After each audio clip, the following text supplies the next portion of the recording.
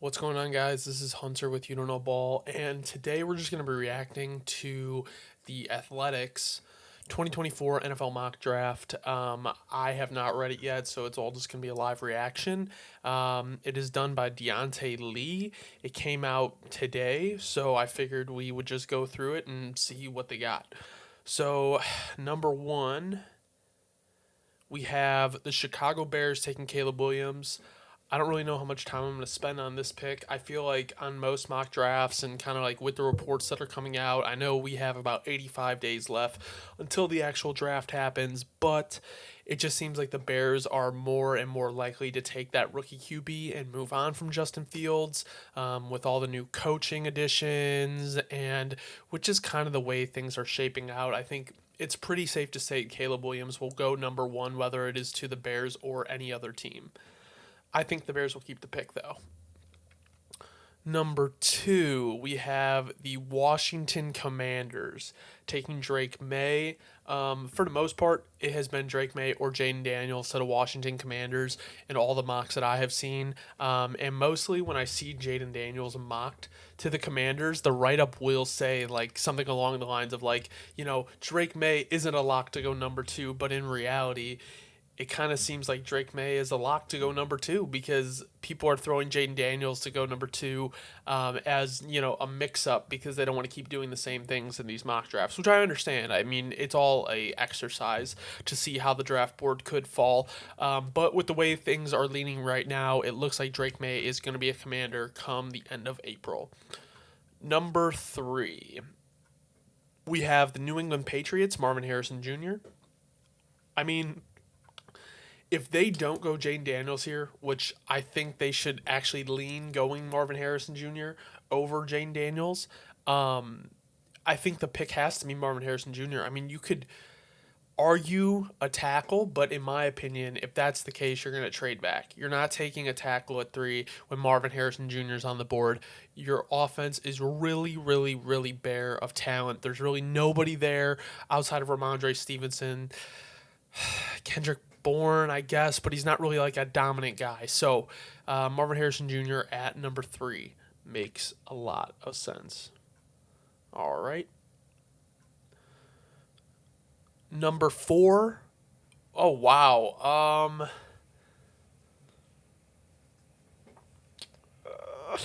He has Dallas Turner going to the Arizona Cardinals. Yeah, I don't know. I don't know how I like this pick. I know Dallas Turner has a lot of upside, but in my opinion, like Latu is edge one for me, and I'm very surprised Arizona doesn't go wide receiver here. So let's read what he actually says. Arizona has some moments when it looked plucky and competitive, but the defense is still far away from contending.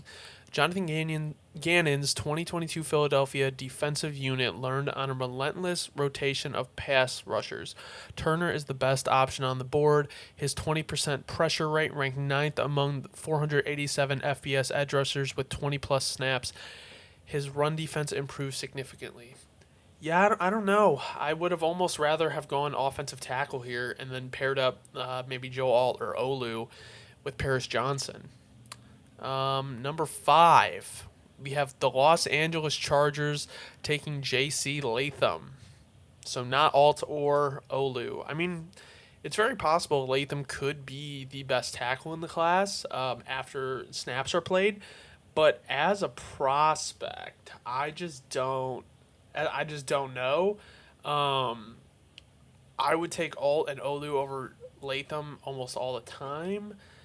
But this is an interesting mock. This is definitely a mock that these options are not what I've seen in other mocks. So it's definitely like a exercise here. I mean, the position. I mean, like where he goes, the Los Angeles Chargers. Like I have argued that like instead of a receiver here, like go get a tackle and pair him with Rashawn Slater, and you have your tackles for the next 10 years to defend Justin Herbert. I mean, the wide receiver class is really deep. So it's like, I like the idea of tackle here. I just don't know about who they took. Number six, we have Malik Neighbors to the Giants. If Malik Neighbors is available at number six, The Giants just need, don't wait, literally run in the card. Malik Neighbors to the Giants, if he's there on the board at 6, is a lock. Like, in my opinion, throw the mortgage on it. I don't see where else you go. I mean, I don't know. Like, I don't see where else you go outside of receiver. Like, you really need a dominant guy. Malik Neighbors is the solidified wide receiver 2 in this draft. And there is a gap between him and Marvin Harrison, but it's not as big as a lot of people think. Number 7, we have Joe Alt to the Tennessee Titans. Honestly, this is a perfect pick, in my opinion. Like, you pair him with Peter Skronsky. You're starting to build the trenches. You got to protect Will Levis. He's got Treylon Burks. He's got DeAndre Hopkins for one more year. You can figure out receiver later in the draft. Get that guy that you know is going to protect Will Levis all through his rookie contract. Great pick. Pairing him up, like I said, with Peter Skronsky, good idea. Number 8, we have Jaden Daniels. He is going to be going to Atlanta. I think, honestly, this is the perfect pick.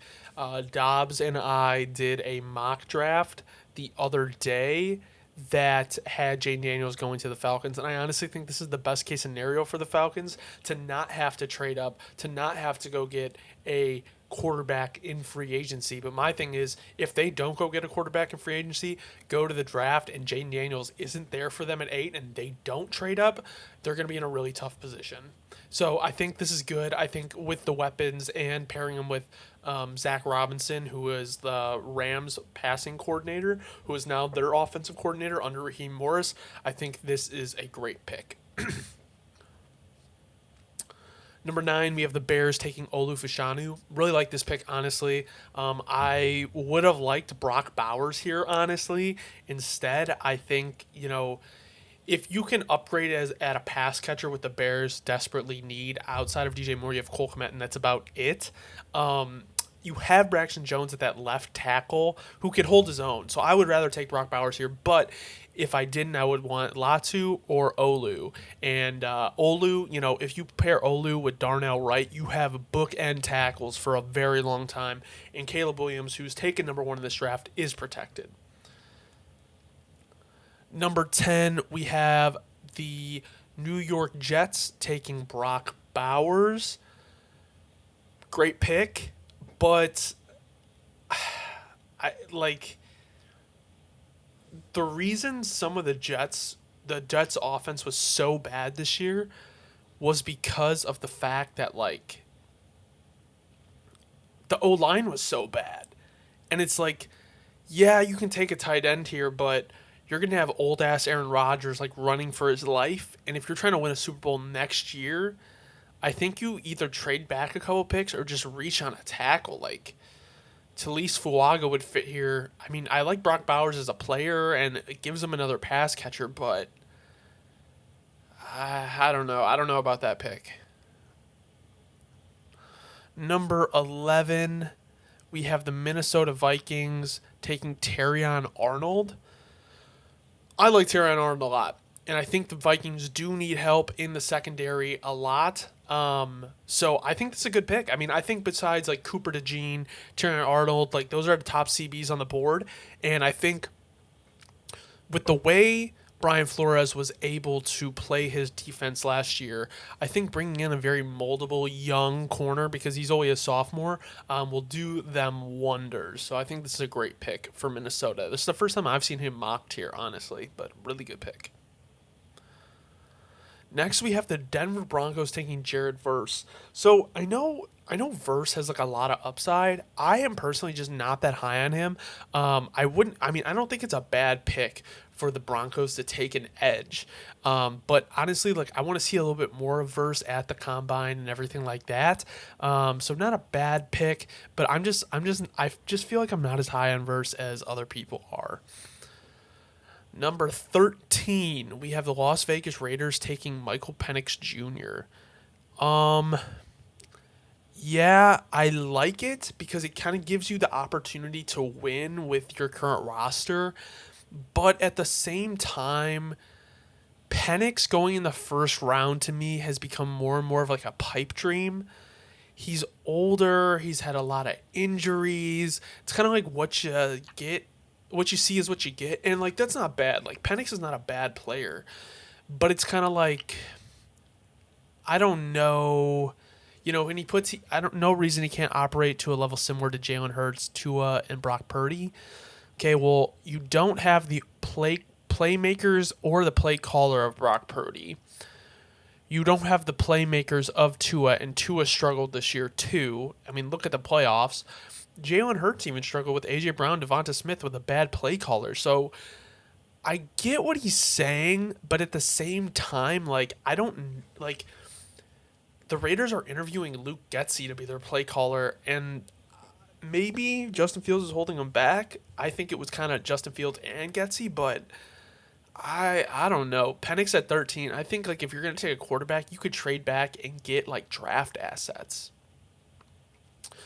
14, we have the New Orleans Saints taking Amarius Mims. I like Amarius Mims. I think the Saints are right here to take a tackle. I think 14 is a little rich for him. I think he has a lot of potential, but at the same time, if you need an offensive tackle and you saw Latham, Olu, and Altgo, I think I would have rather taken maybe Fuaga here, but I mean it's still a position of need. They fill it, so not a bad pick. A lot of upside. I just think it's a little risky considering what's going on with Trevor Penning. I think you'd want like a more for certain guy. Number 15, we have Rome Odunze to the Indianapolis Colts. So I do like this pick of a wide receiver. I think you want to give as many options as you can to Anthony Richardson coming back. So you have Michael Pittman, Josh Downs, and then Alec Pierce. But my thing is like with Rome, I know he is really good, but like I would kind of want like a guy with a kind of different body type. Like I would want another like speedster. Like I know Josh Downs is kind of that, but I think like Michael Pittman. Michael Pittman reminds me more of like a Michael Thomas than a Mike Evans. So I guess you could justify Rome here. I like the idea of a wide receiver, just to give Anthony Richardson as many options as you can. So I would not be surprised, honestly, because a lot of people are mocking Rome in the top 10 if Rome does fall to like mid to late round first. Number 16, we have the Seattle Seahawks taking Laiatu Latu. Honestly, great pick. Seattle's secondary is good, but definitely suffered because of the lack of pass rush from Seattle. So I don't really know if there's really much to say on this pick. I think it's great for what Seattle needs, and I think Laiatu is the best edge in the class. So I honestly, minus the medicals, but I think it's a great pick for Seattle here. 17, we have the Jacksonville Jaguars taking Keon Coleman. So I really like Keon Coleman, but in my opinion, there's better receivers on the board. Troy Franklin, Brian Thomas Jr. And 17 is, in my opinion, pretty rich for Keon Coleman. I like the Jaguars taking a wide receiver. Don't get me wrong. I think that is definitely a position of need, especially because I'm thinking that Calvin Ridley's not going to be back on the Jaguars next year, and they could use a big body receiver like Keon. But if that's the case, just take Brian Thomas. So interesting pick here. Like I said, I don't think Keon Coleman is a first-round pick. Number 18, we have Kool-Aid McKinstry to the Cincinnati Bengals. This honestly would be a great pick for Brian Thomas Jr., but honestly, they do need secondary help.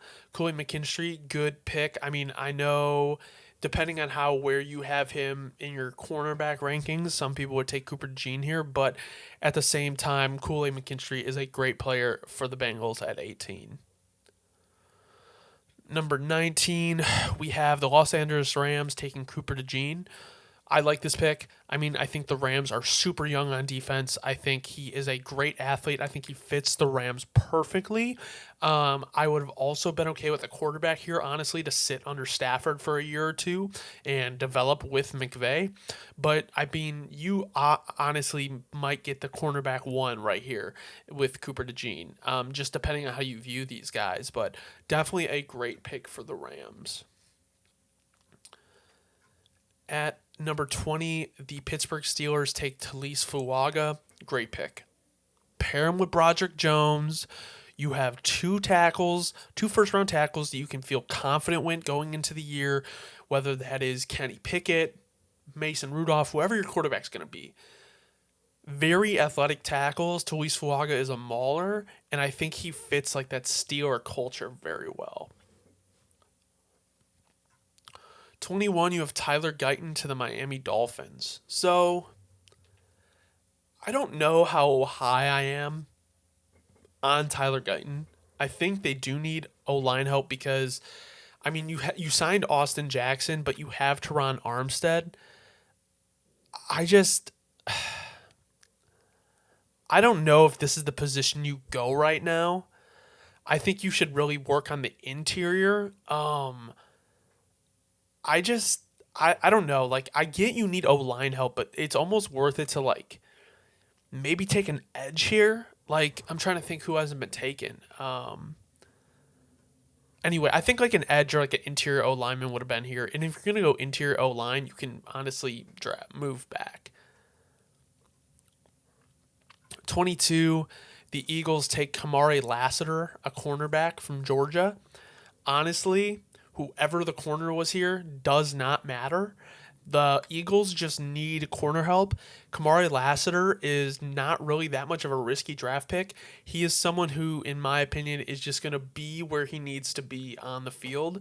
And it's someone that you can trust in your secondary. Definitely replacing some of the older people in the Eagles secondary. 23, we have Troy Fontenot to the Houston Texans. So, I have seen a lot of tackles mocked. I know he's a tackle. It says tackle guard. I've seen a lot of tackles mocked to the Texans, and it's like they have Tunsil, and they have who's the other guy? Tyrus. I think they just signed like an extension with one of their tackles. But if they feel like they can maybe upgrade and put the right tackle as kind of like a swing tackle, I understand what they're saying. Unless they're thinking about moving Troy inside, very, very, very possible.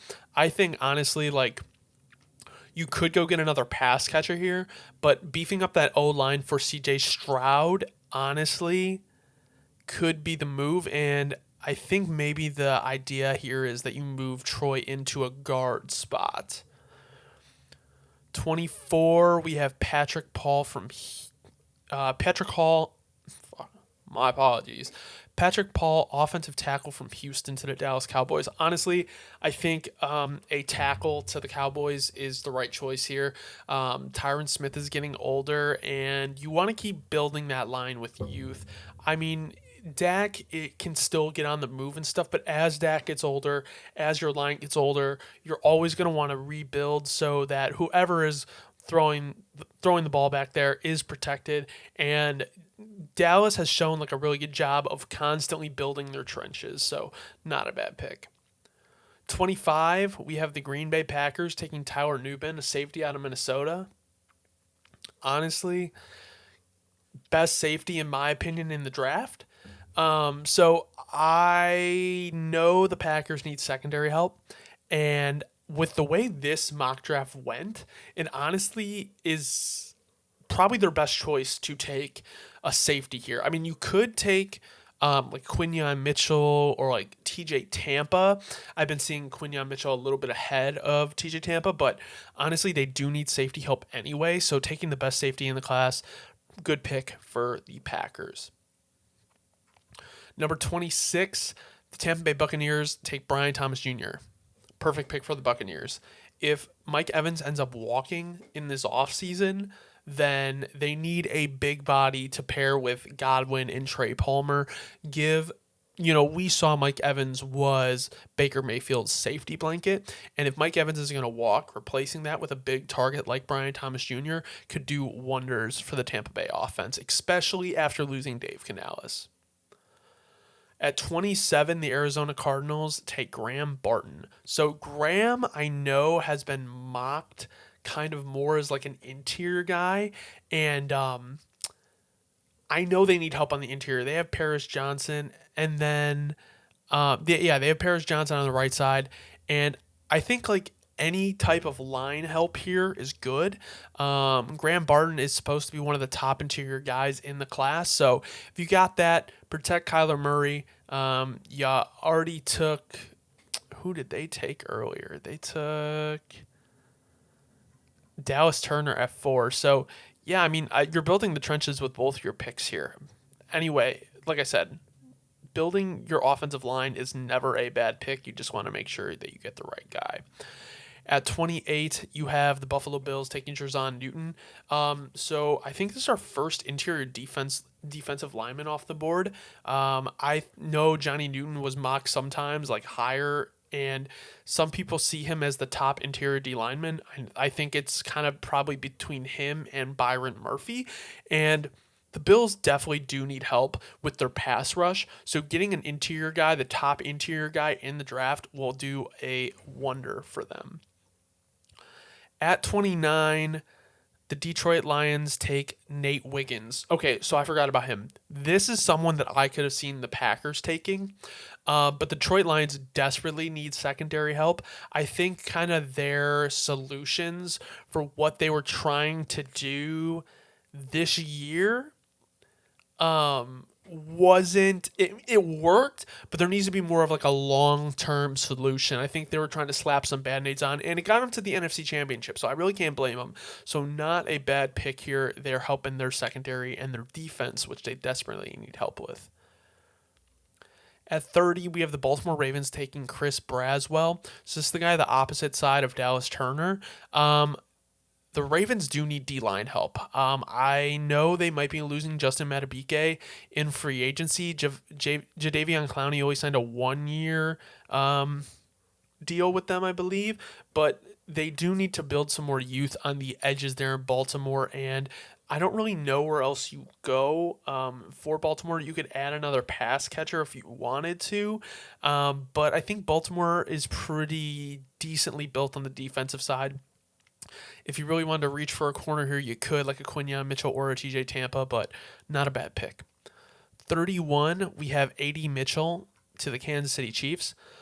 6'4", 200 pounds. Chiefs need a big guy. This is someone that I could see working for the Chiefs very well. I think you have a lot of those like small slot guys. You have MVS, which is like a deep burner, but I want to say you want more talent, You want more talent, obviously, in that receiving room. It's something we watched all year, and the Chiefs are in the Super Bowl strictly because of Patrick Mahomes and that defense. And if you can add like a strong pass catcher, if you can give Patrick Mahomes a solidified number one, I know Rashee Rice is filling that role, and I really like Rashee Rice, but you need someone that's big and can be a red zone target as Kelsey starts to get older. So I do like this pick. At 32, we have the 49ers taking Kingsley Sumatia from BYU. It's an offensive tackle. Trent Williams is getting older on the offensive line. They need to put more youth in there, even if he's a backup for a year or a swing tackle. Just getting anybody in there to develop while Trent Williams is kind of finishing out his career with the 49ers. Good pick. Can't argue with it. The 49ers are known for building their trenches. So, yeah, this was the Athletics mock draft. I will say there's some picks here that throw me off. Obviously, this guy works for The Athletic, and I'm just recording a video from home, but I like these mock drafts to have like kind of different takes on where players are going, because it's like at the end of the day, we don't know how the draft is going to fall, and we don't know how the board is going to fall in 3 weeks or 2 weeks, 3 weeks, 3 months, 2 months. So giving these exercises on where these players can go as they rise and fall in the prospect area is very, very interesting to me. So shout out to Diante Lee and The Athletic for this mock draft. Thank you guys for watching. This has been You Don't Know Ball. If you want to know ball, be sure to subscribe. Leave in the comments your favorite pick from this draft that was a little bit different than all the other mocks you've been seeing. Leave a like. Like I said, be sure to subscribe. We really appreciate it. I hope you guys have a good night.